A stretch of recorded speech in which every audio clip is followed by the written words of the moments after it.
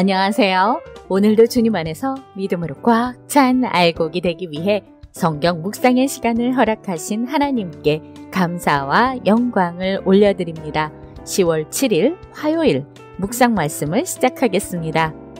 삶을 살다 보면 예기치 못한 어려움과 위기가 찾아옵니다. 사람의 힘으로 감당할 수 없는 문제 앞에서 마음은 흔들리고 두려움은 쉽게 몰려옵니다. 우리의 마음속 두려움을 하나님께 맡기고 찬양과 믿음으로 삶 속 문제들을 극복하는 용기와 지혜를 배우고자 합니다. 오늘의 제목은 두려움을 이기는 찬양입니다. 여호사밧은 모압과 암몬과 에돔 연합군에게 사면으로 공격을 당하는 위급한 상황에서 하나님께 간절히 기도합니다.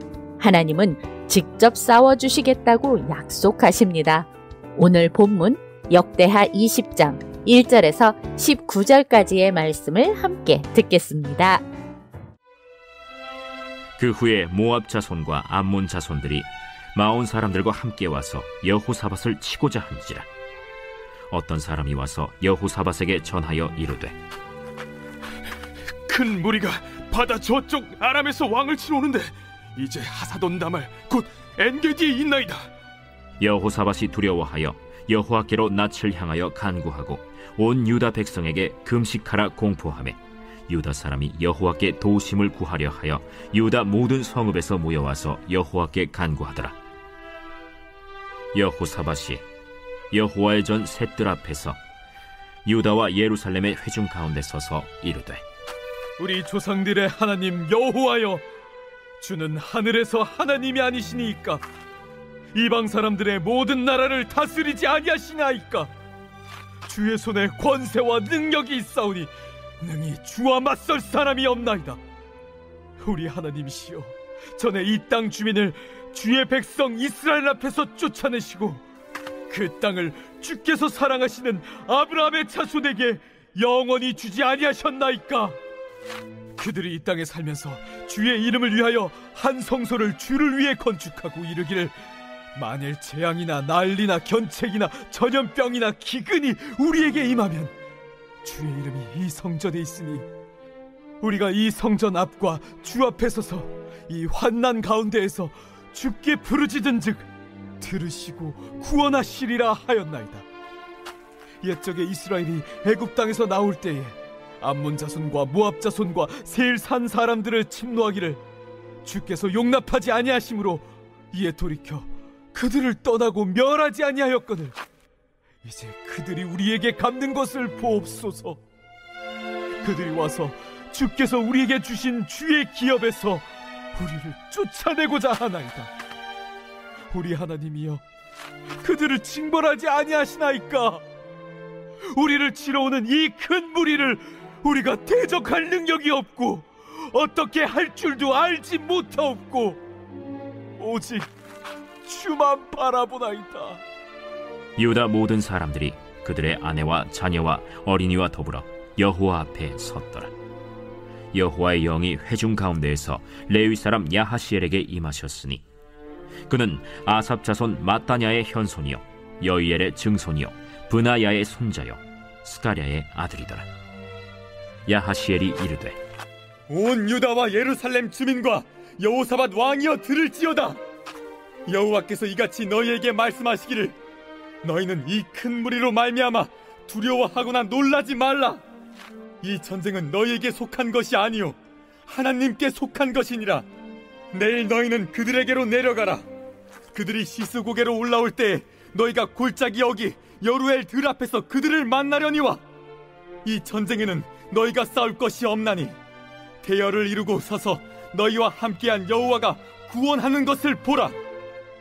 유다와 예루살렘아, 너희는 두려워하지 말며 놀라지 말고 내일 그들을 맞서 나가라. 여호와가 너희와 함께하리라 하셨느니라. 여호사밧이 몸을 굽혀 얼굴을 땅에 대니 온 유다와 예루살렘 주민들도 여호와 앞에 엎드려 여호와께 경배하고 그핫 자손과 고라 자손에게 속한 레위 사람들은 서서 심히 큰 소리로 이스라엘 하나님 여호와를 찬송하니라. 오늘 우리에게 주시는 교훈은 무엇일까요? 1절에서 4절 말씀을 보시면 여호사밧 왕은 모압과 암몬과 마온 사람들의 연합군대가 자신을 치러 온다는 소식을 듣습니다.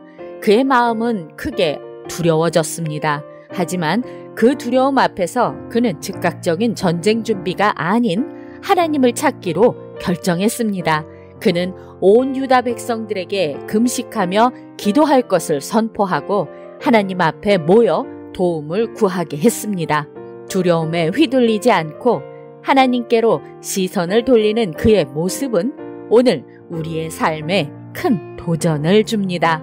두려움은 인간의 본능적인 반응입니다. 그러나 신앙은 두려움에 머무르지 않고 그 두려움을 믿음으로 하나님께 가져가는 것입니다.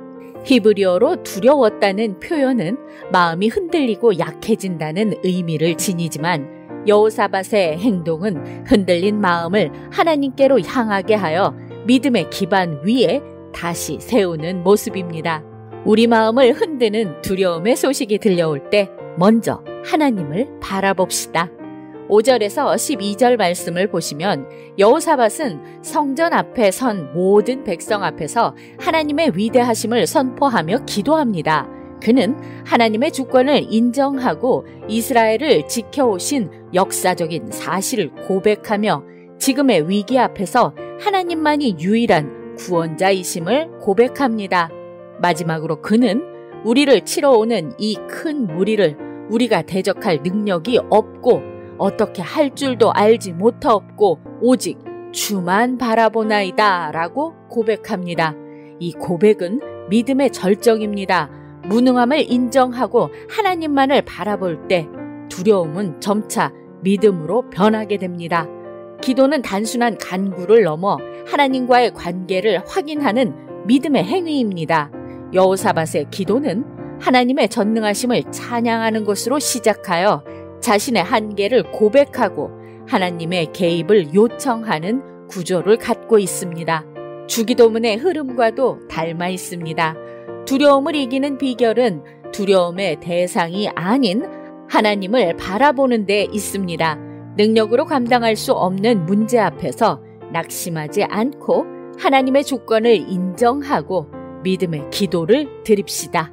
13절에서 19절 말씀을 보시면 모든 유다 백성이 성전 앞에 서 있을 때 하나님의 영이 야하시엘에게 임하여 그를 통해 이 전쟁은 너희에게 속한 것이 아니오 하나님께 속한 것이니라 라는 놀라운 약속의 말씀이 선포됩니다. 하나님께서 친히 싸우시겠다는 이 약속은 두려움에 떨던 백성들에게 담대한 믿음을 심어주었습니다. 이에 백성들은 얼굴을 땅에 대고 경배하였고 레위 자손들은 힘있게 소리 높여 하나님을 찬양하였습니다.